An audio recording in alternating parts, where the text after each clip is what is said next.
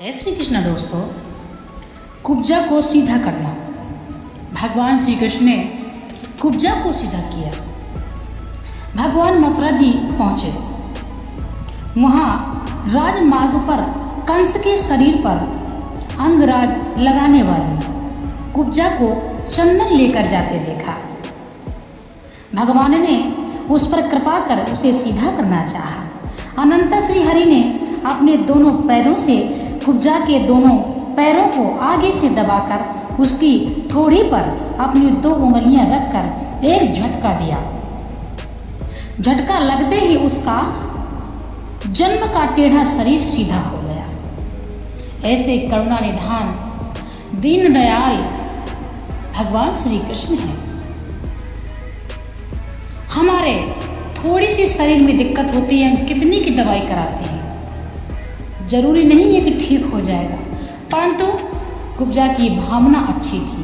भगवान ने एक बार में जन्म की समस्या दूर कर दी। जबकि कुब्जा को कुछ भी पता नहीं था। जब भगवान करते हैं तो जताते नहीं हैं। इंसान इंसान की मदद करेगा तो हमें एहसान मानना पड़ता है और यह एक सोचना पड़ता है कि उसने हमारी मदद किया, हमें भी उस व्यक्ति की मदद करनी पड़ेगी।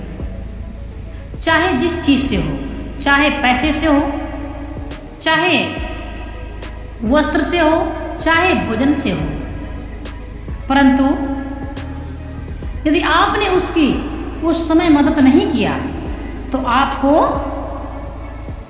निंदा भी की जा सकती है। परंतु जब भगवान करते हैं तो भक्त को यह टेंशन नहीं होती है कि मुझे भी भगवान का एहसान लौटाना पड़ेगा। ये फर्क है ईश्वर में और मनुष्य में। अनेक रूप दिखाना, भगवान के अनेक रूप हैं। इसके बाद कंस के शास्त्रागार में जाकर रक्षकों को गिराकर विशाल इंद्रधनुष को अनायास ही तोड़ा और मुष्टिक चाणू आदि पहलवानों तथा कुलिया पीड़ मतवाले हाथी को मारकर अत्याचारी कंस का वध कर दिया। उस कंस की राजसभा में श्री कृष्ण सबको भिन्न भिन्न रूपों में दिख पड़े। कंस की सभा में भगवान सबको भिन्न भिन्न रूपों में दिख पड़े। वे मल्लों की वज्र के समान। भगवान की आयु बहुत ही छोटी थी। जब मनुष्यों की सर्वश्रेष्ठ पुरुष, स्त्रियों को साक्षात कामदेव, गोपों की स्वदन, कुछ दुष्ट राजाओं की दंडदाता, माता पिता को बालिक, कंस को प्रत्यक्ष काल, अज्ञानियों को जड़ रूप, योगियों को परम ब्रह्म और यादवों को परम देवता स्वरूप दिखाई देने लगे। श्रीमद् भागवत गीता में भगवान कहते हैं, भक्त मुझे जिस रूप में मानता है मैं उसे उसी रूप में दिखता हूँ। चाहे तो आप पिता के रूप में भगवान को माने, चाहे तो आप पुत्र के रूप में माने, चाहे तो आप सखा के रूप में माने, चाहे तो आप पति के रूप में माने। जिस रूप में आप भगवान को पूजेंगे, मानेंगे, भगवान उसी रूप में आपके पास है। आप खुश रहो, भगवान की खुशी तो आपकी ही खुशी में है। मृत गुरु पुत्र को लाना। माता पिता श्री वासुदेव देवकी जी को अपने विनम्र वार्ता से प्रसन्न करते हुए भगवान ने कहा, चतुर्वर्ग फल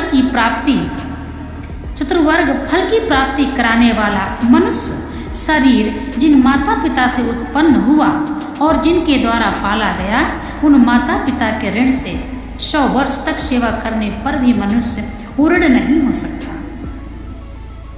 जो समर्थ पुत्र तन मन धन से माता पिता की सेवा नहीं करते, मरने पर यमराज के दूत उन पुत्रों को उन्हीं का मांस खिलाते हैं। जो मनुष्य वृद्ध माता पिता, साध्वी पत्नी, पुत्र, शिशु, गुरु, ब्राह्मण और शरणागत का भरण पोषण नहीं करता, वह जीते ही मरे के समान है। माया मानुष विश्वात्मा श्रीहरि ने माता पिता को अपनी सेवा से सुखी करने के उपरांत गर्ग मुनि से यज्ञोपवीत संस्कार करवाया। तदंतर दोनों भाई विद्या पढ़ने उज्जैन गए।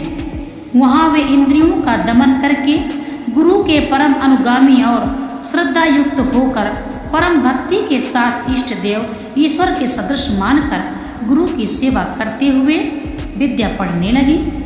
उन्होंने सांगोपांग वेद उपनिषद मंत्र और देवता के ज्ञान सहित धनुर्वेद, धर्मशास्त्र, नीति शास्त्र, न्याय, राजनीति आदि सारी विद्याएं और 64 कलाएं सिर्फ 64 दिनों में पढ़ी। भगवान ने जगदीश्वर और सब विद्याओं के प्रशासक तथा सर्वज्ञ होने पर भी मानव लीला के हेतु से विद्या अध्ययन का यह खेल किया। पढ़ना समाप्त होने पर उन्होंने गुरु से दक्षिणा मांगने के लिए प्रार्थना की। संदीपनी गुरु ने अपने प्रभात क्षेत्र में डूबे हुए पुत्र को ला देने के लिए कहा।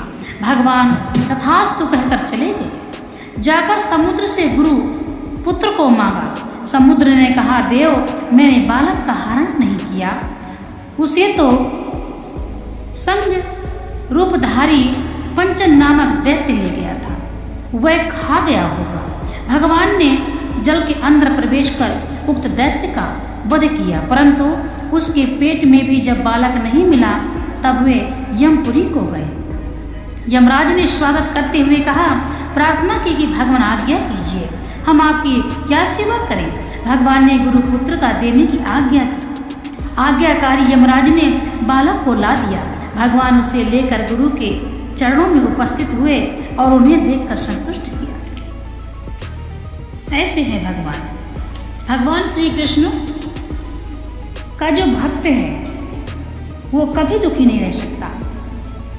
इसीलिए जो भगवान के भक्त हैं, यदि जीवन में कभी कोई समस्या आ जाती है तो धैर्य रखना। क्यों? आपका मालिक आपके साथ है। धैर्य कभी नहीं छोड़ना चाहिए। हमको आस्था है भगवान से, श्री कृष्ण से, और जिस तरफ कृष्ण है उसी तरफ जीत है। संदीपनी गुरु के पुत्र को लाकर भगवान ने जब उनके चरणों में रखा, संदीपनी गुरु का खुशी का ठिकाना न रहा। जिसका पुत्र वापस आ जाए उसकी खुशी आप स्वयं सोच सकते हैं। तो भगवान कृष्ण की तो यह लीला थी। भगवान कृष्ण की यह लीला थी, बल्कि वह तो जगत गुरु है। वह तो जगत गुरु हैं। ये तो भगवान श्री कृष्ण की लीला थी, जो हम जैसे पापियों को आज भगवान की लीला का श्रवण करने का अवसर मिलता है। देखते हैं और सुनते हैं और अपने पापों को नष्ट करते हैं। इसीलिए भगवान की लीला को श्रवण कीजिए, एकमात्र यही मोक्ष का